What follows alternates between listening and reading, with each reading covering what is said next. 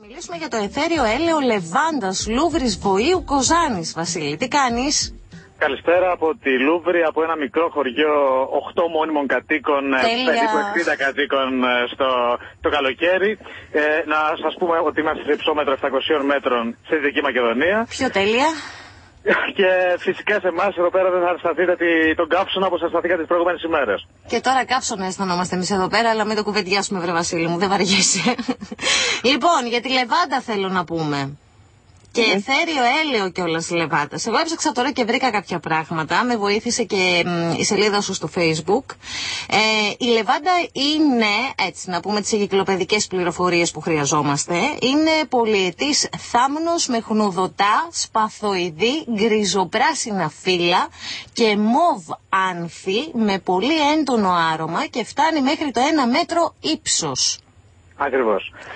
Όπως είπες, έχουμε φτιάξει και μια σελίδα στο Facebook, όπου όλοι μπορούν να την επισκέπτονται, είναι ελεύθερο η σελίδα, μπορεί να αιθέριο έλαιο Λούβρης, Βοήου, Κοζάνης λέγεται, όπου μπορείτε να δείτε τις ιδιότητες, τις χρήσεις μπορεί να έχει το αιθέριο έλαιο της Λεβάντας, την οποία βάλαμε εδώ πέρα 3 παραγωγοί εδώ στο χωριό, εδώ και από τον Νοέμβριο του 12. Φέτος το καλοκαίρι, πριν από 1 μήνα, είχαμε την πρώτη παραγωγή του αιθέριου ελαίου και τώρα είμαστε έτοιμοι για τη διάθεσή του στην αγορά. Όπα, περίμενε, γιατί εδώ είμαστε διαχειρός, που είναι το τι φτιάχνουμε με τα χεράκια μας, γιατί και θέλουμε και μπορούμε, που είναι η επιχειρηματικότητα. Ωραία. Πρώτον, για να πιάσει η Λεβάντα, έκανες έρευνα, ξέρατε ότι στην περιοχή σας γενικώς ανθεί και ήταν μια πολύ καλή πρόταση για να το εκμεταλλευτείτε, το ψάξατε, ρωτήσατε? Όλα αυτά. Καταρχήν εγώ να σου πω, είμαι 20 χρόνια δημοσιογράφος από την Αθήνα. Το ξέρω. Και άλλος ένας 28 χρονών άνθρωπος από την Αθήνα. Αποφασίσαμε να βάλουμε κάτι πριν από 2 χρόνια. Αποφασίσαμε να βάλουμε κάτι στο χωριό. Τσεκάραμε τι θα μπορούσε να γίνει σε αυτό το χωριό. Διότι είμαστε, όπως σου είπα και την πρώτη μου κουβέντα, είμαστε σε υψόμετρο 700 μέτρων. Δεν είναι άνυδρα τα χωράφια, δεν υπάρχει. Και πρέπει να βρούμε κάτι που να ταιριάζει με τα μέρη μας.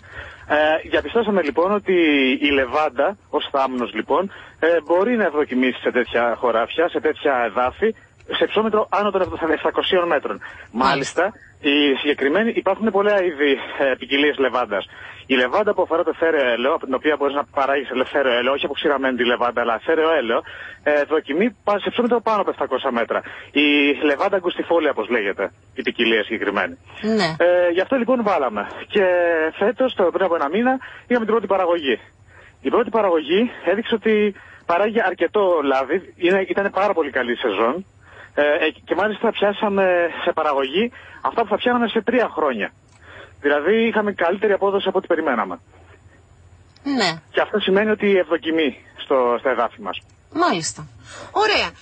Τώρα επειδή είπες ότι υπάρχουν διάφορα είδη Λεβάντας, και διάβασα κιόλας ότι άλλοτε τη χρησιμοποιούμε στην αρωματοποιία, άλλοτε στη φαρμακευτική. Εσύ έχεις επενδύσει, να το πω έτσι, στο αιθέριο έλαιο Λεβάντας. Ακριβώς. Ναι. Το αιθέριο έλαιο έχει διάφορες χρήσεις. Το βασικό είναι, η βασική του χρήση είναι ότι είναι χαλαρωτικό. Βοηθάει αυτούς που έχουν αϊπνίες. Βοηθάει επίσης σε διάφορα άλλα πράγματα, σε βουλωτικές πληγές, πληγές ως αντισηπτικό. Μπορεί να χρησιμοποιηθεί επίσης ως αντικουνουπικό και φυσικά ως αντισκορικό για τις ντουλάπες. Και σε πολλές άλλες περιπτώσεις, όπως για γυναικολογικά προβλήματα, έχει αντιμυκητιακή δράση. Και επίσης χρησιμοποιείται το νερό της Λεβάντας, όχι το αιθέριο έλαιο, αλλά και από αυτό γίνεται. Μπορεί να χρησιμοποιηθεί στο σίδερο, για να έχει άρωμα Λεβάντα στο αποσταγμένο νερό που χρησιμοποιείται στο σίδερο για το σιδέρωμα των ρούχων. Ενώ επίσης και στο σφουγγάρισμα. Δημιουργεί μια ωραία αίσθηση σε όλο το σπίτι. Τέλεια. Καθώς επίσης και σε αρωματοποιία, σε κεριά, σε ρεσό τοποθετείται, σε μηχανές επεξεργασίας αέρα και δίνει το άρωμα της Λεβάντας. Ωραία. Πες μου κάτι, μου είπες ότι μετά από 2 χρόνια είχατε τα πρώτα αποτελέσματα, να το πω έτσι απλά. Ακριβώς, την πρώτη παραγωγή. Την πρώτη παραγωγή. Τώρα με τι συχνότητα θα έχετε παραγωγή? Γιατί και είναι αυτό. Μια φορά κάθε καλοκαίρι, μια φορά το χρόνο. Ωραία, από εδώ και πέρα θα έχετε κάθε χρόνο. Ακριβώς. Το σημαντικό είναι, θα πρέπει να σου πω ότι η μητέρα μου είναι αγρότησα πολλά χρόνια. Ναι. Και αποφασίσαμε λοιπόν να κάνουμε κάτι, και οι άλλοι αγρότες εδώ, άλλοι δύο αγρότες της περιοχής, να κάνουμε κάτι που να έχει απόδοση και να είναι κάτι καλό για το χωριό και για να πιάσει στο χωριό μας. Και αυτό που είδαμε είναι ότι η Λεβάντα παίζει σημαντικό ρόλο στο να δοθούν και θέσεις εργασίας. Για παράδειγμα, στο θερισμό χρησιμοποιούμε εργατικά χέρια. Συμμετέχει πολλοί κόσμος στο να θερίσεις, να βγάλεις τη Λεβάντα. Επίσης χρησιμοποιείται το αποστακτήριο του συνεταιρισμού Βοήου Κοζάνης και δημιουργούνται θέσεις εργασίας μέσα από αυτή τη διαδικασία. Μέσα από μια καινούργια παραγωγή Λεβάντας και μάλιστα και άλλοι αγρότες στην ευρύτερη περιοχή επίσης αποφασίσαν να βάλουν Λεβάντα, ακριβώς βλέποντας ότι έχει απόδοση αυτή η καλλιέργεια. Σε τι έκταση καλλιεργείς εσύ? Εγώ καλλιεργώ σε 8,5 στρέμματα. 8,5 στρέμματα, δηλαδή 2 χωράφια, και μάλιστα έχω βάλει 2 ποικιλίες. Η μία είναι η ποικιλία που θεωρείται πολύ καλή για το εθέριο έλαιο και βγάζει λίγη ποσότητα, και μια άλλη ποικιλία που βγάζει περισσότερη ποσότητα, αλλά είναι πιο εμπορεύσιμη στην αγορά. Ναι. Ναι. Πες μου. Είναι αρκετά μεγάλη νομίζω η έκταση, ή όχι? Όχι. Είναι μικρή έκταση για οποιαδήποτε παραγωγή. Θεωρούμε μικρός αγρότης σε έκταση γης. Όμως προσπαθούμε να παίξουμε αντίστροφα. Δηλαδή, αφού είμαστε μικρή παραγωγή, δεν είμαστε γεωκτήμονες, δεν είμαστε μεγάλοι κετρανοί αγρότες και ούτε έχουμε την δυνατότητα να παίξουμε με χοντρική εμπόριο, μεσάζοντες και όλα αυτά. Γι' αυτό λοιπόν επενδύουμε στην ποιότητα. Δηλαδή, λίγα στρέμματα μεν, αλλά καλή ποιότητα δε. Γι' αυτό λόγο αυτό ήδη έχω ξεκινήσει συνεργασία με τη Βιοέλλας, ούτως ώστε να πιστοποιηθούν τα χωράφια αυτά τα δύο, να είναι βιολογικά. Και το εθέριο έλαιο της Λεβάντας να είναι όχι μόνο από το χωράφι βιολογικό, που είναι βιολογικό γιατί δεν μπαίνει κανένα λιπάσμα, αλλά μέχρι και ο τελικός αποδέκτης, η τελική ηλιανική χρήση, σε μπουκαλάκι δηλαδή που θα έχει τοποθετηθεί, να είναι βιολογικό το προϊόν. Πάμε λίγο τώρα λοιπόν με την ποιότητα και όχι με την ποσότητα που θα μπορούσε να έχει ένας μεγάλος παραγωγός. Ωραία. Πάμε τώρα λίγο στο κομμάτι της επεξεργασίας. Δηλαδή, έχεις κάνει την καλλιέργειά σου, τα έχεις τώρα μαζέψει, σχηματικά. Πριν από ένα μήνα. Και όσοι μπουν στο Facebook μπορούν να δουν και πώς το κάναμε, πώς θερίζαμε τη Λεβάντα, το θάμνο, πώς ήταν και πώς έγινε μετά. Έχω βάλει συγκριτική φωτογραφία. Επίσης έχω δείξει μέσα στο καζάνι, στο αποστακτήριο, που γίνεται η απόσταξη της Λεβάντας. Και ώστε πατώντας το χόρτο και το άνθος κυρίως δηλαδή που χρησιμοποιείται, να παραχθεί το εθέριο έλαιο της Λεβάντας. Ωραία. Επομένως η επεξεργασία γίνεται από εσάς. Ναι. Ακριβώς. Ωραία. Δεν έχεις κάνει, θέλω να πω, κάποια συμφωνία με κάποια εταιρεία που τα πουλάς, τα δίνεις και γίνεται η επεξεργασία εκεί και το χάνεις εσύ το παιδί σου στο δρόμο? Ακριβώς. Γι' αυτό προσπαθούμε να καθετοποιήσουμε την παραγωγή, όλη τη διαδικασία, να μπορέσουμε να παράγουμε, να κάνουμε και τη μεταποίηση. Μάλιστα. Όλα αυτά. Δηλαδή να φτάσει στο τελικό αποδέκτη, το προϊόν, το μπουκαλάκι του εθέριου έλαιου, από εμένα απευθείας, χωρίς να βάλω τους μεσάζοντες που θα μου πάρουν κοψοχρονιά η παραγωγή, όπως είναι γνωστό σε όλες τις αγροτικές επιχειρήσεις και όλοι οι αγρότες που φωνάζουν για τους μεσάζοντες. Ακριβώς για να αντιμετωπίσουμε αυτή τη διαδικασία, αυτό το πρόβλημα που υπάρχει, που αντιμετωπίζουν όλοι οι αγρότες, γιατί όλοι οι αγρότες φτάνουν στο τέλος να πουλάνε κοψοχρονιά το προϊόν τους στους χοντρέμπορους και στους μεσάζοντες και στη συνέχεια να φτάνει πανάκριβο το προϊόν στο τελικό καταναλωτή. Αυτό προσπαθούμε να αντιμετωπίσουμε. Δημιουργώντας μια παραγωγή από το χωράφι να φτάνει μέχρι και το μπουκαλάκι στον αποδέκτη. Ωραία. Εσύ λοιπόν θα κάνεις όλη αυτή την επεξεργασία από το, χωράφι, το εθέριο έλαιο Λεβάντας θα το βάλεις σε μπουκαλάκι. Έχω βάλει ήδη να δεις στο Facebook. Ωραία. Θέλω να μου πεις πώς θα κάνεις διάθεση τώρα. Η διάθεση είναι ένα θέμα το οποίο έχουν αντιμετωπίσει όλοι οι παραγωγοί αγροτικών προϊόντων που το επιχειρούν. Καταρχήν θα κάνω χημική ανάλυση του προϊόντος και θα με δείγματα θα στείλω σε όσες εταιρείες εμπορεύονται ή διαχειρίζονται τη Λεβάντα. Ωραία, ωραία. Είσαι ακόμα πολύ αρχή, η αλήθεια είναι. έχεις ακόμα να κάνεις όλα αυτά τα πρώτα δύσκολα βήματα. Αλλά νομίζω ότι θα τα καταφέρεις και εφόσον τα καταφέρεις μετά και αυτό θα μπει σε έναν δρόμο, έτσι δεν είναι? Τα πιο δύσκολα νομίζω έχουν γίνει αφού έπιασε καλλιέργεια, πήγε πολύ καλά. Τι επένδυση έχεις κάνει πέρα από το χρόνο, πέρα από τον πόνο, πέρα από την κούραση, οικονομικά θέλω να πω, τι επένδυση έχεις κάνει? Λοιπόν, η γη ήταν η δική σου, έτσι? Ναι, η γη ήταν της οικογένειάς μου. Και η μητέρα μου τα καλλιεργεί ως χωράφια και εγώ βοηθάω τώρα επειδή μετά από 20 χρόνια δημοσιογραφίας είμαι άνεργος. Ναι. Και έτσι βοηθάω στην οικογενειακή, τη μητέρα μου που είναι αγρότησα. Και βάλαμε ακριβώς τη λεβάντα για να δούμε αν θα έχει καλύτερη απόδοση. Γιατί ως τώρα τα χωράφια αυτά ήταν σπαρμένα με σιτάρι, το οποίο δεν έβγαζε κάτι, δεν έβγαινε, οι αγρότες μπαίνανε μέσα εδώ στην ευρύτερη περιοχή. Η επένδυση λοιπόν, η αγορά των φυτών, το όργωμα του χωραφιού. Σε ρωτάω, συγγνώμη, να κάνω μια παρένθεση για να μην παρεξηγηθώ. Σε ρωτάω, όχι για να σου κάνω τώρα τον έλεγχο του εφοριακού, έτσι. Απλώς εδώ πέρα, επειδή είναι μια παρουσίαση ολοκληρωμένη και επειδή ξέρω ότι ακούν και πολλοί άνθρωποι που ψάχνονται και ενδιαφέρονται και επίσης έχουμε ακούσει και για πολλές παγίδες σε σχέση με όλες αυτές τις νέες καλλιέργειες. Θέλω κάποιος που το έχει κάνει, που του πάει καλά ρε παιδί μου, να δώσει οδηγίες και να πει πώς μπορεί ο άλλος να τα καταφέρει. Να βρει άκρη, να μην την πατήσει, να μην χάσει κι άλλα λεφτά. Ωραία, λοιπόν θα σας το πω αυτό γιατί έχει μεγάλη σημασία και θέλω να μιλήσουμε πολύ ειλικρινά. Μιλώντας εδώ πέρα με αγρότες πριν έρθουμε, αλλά και με άλλους αγρότες, νέους αγρότες, θέλω να κάνω μια γενική παρατήρηση για όσους θέλουν να ασχοληθούν με τα γεωργία. Δεν είναι εύκολο πράγμα. Αλλιώς θα είχαν γυρίσει όλη από την Αθήνα και από τα άλλα αστικά κέντρα. Είναι μια δύσκολη επένδυση, όχι μόνο οικονομικά, αλλά το θέμα είναι ότι θα πρέπει να εργαστείς χειρονακτικά για να γίνεις αγρότης. Και άμα φύγεις από την Αθήνα, συνήθως δεν είσαι μαθημένος σε αυτό. Δεν είσαι μαθημένος, γι' αυτό το λέω. Γιατί πολλοί αγρότες φύγανε τις προηγούμενες δεκαετίες και ήρθαν στα αστικά κέντρα για να κάνουν κάτι άλλο, προφανώς γιατί δεν είναι εύκολη εργασία η γεωργία. Βέβαια.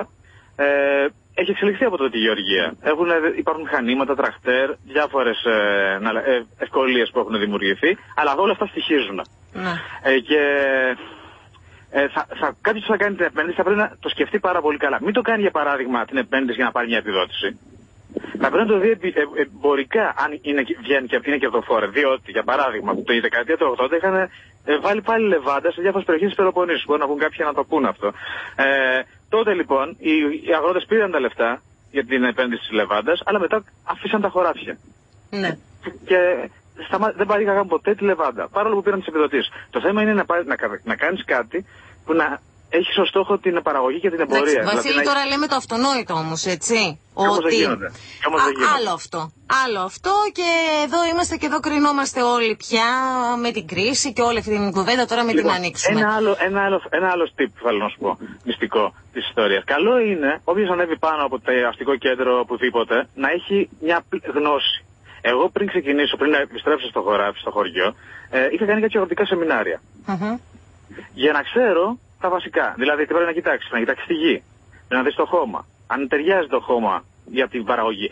Δηλαδή δεν παράγεις, δεν λες να βάλω λεβάντα και βάζω λεβάντα. Πρέπει να δεις αν το χώμα δέχεται τη λεβάντα ή οποιοδήποτε άλλο φυτό ή καλλιέργεια. Ωραία. Δηλαδή με βάση το χωράφι αποφασίζεις τι θα βάλεις, όχι με βάση το τι θέλεις εσύ. Ωραία, συνοψίζοντας και κλείνοντας. Και όσον αφορά τα αρωματικά, επειδή μιλάμε για τη λεβάντα και γενικότερα για τα αρωματικά φυτά, και αυτό έχει σημασία, γι' αυτό έχει σε διακόπτω, είναι ότι καλό είναι, αυτό που μάθαμε στα σεμινάρια και ισχύει και στην πράξη, είναι πριν βάλεις οτιδήποτε να έχεις βρει την αγορά. Αυτό που με ρώτησες και εσύ νωρίτερα, δηλαδή να βρεις τον αγοραστή. Και συνήθως ο αγοραστής σου δίνει και την ποικιλία, σου λέει ποια ποικιλία θα βάλεις για να την πάρει αυτός αργότερα. Εσύ δεν έχεις βρει αγοραστή, μου είπες ότι θα στείλω. Θα σου πω. Καταρχήν υπάρχει μια τέτοια αγορά. Δηλαδή όταν έβαλα εγώ τη λεβάντα τη συγκεκριμένη, την έβαλα σε συνεννόηση με μια με εμπορία στο εξωτερικό μάλιστα.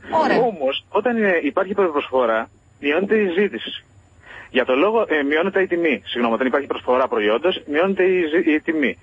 Νόμος αγοράς ζήτησης. Επομένως, εγώ προσπαθώ εναλλακτικά μαζί με αυτή την αγορά που έχω να αποκτήσω και μια μεγαλύτερη πρόσβαση και καλύτερη οικονομική δυνατότητα για την εμπορία της λεβάντας. Δεν επαναπάβεσαι, συνεχίζεις να ψάχνεις. Αυτό είναι το σωστό. Γιατί όπως σου είπα προηγουμένως, δεν το καταλάβατε λογικά, ότι δεν θέλω να πέσω στην παγίδα του μεσοάζοντα, του χοντρέμπορου που θα με αναγκάσει να το πουλήσω κοψοχρονιά. Το κατάλαβα πάρα πολύ καλά και γι' αυτό ήθελα να τονίσουμε ότι όλα τα κάνεις μόνος σου. Καλά το κάνεις. Και αυτό έτσι θα αντιμετωπίσω. Γιατί δεν μου αρέσει αυτό που έβλεπα κάνοντας ρεπορτάζ τους αγρότες να κλαίγονται. Ναι.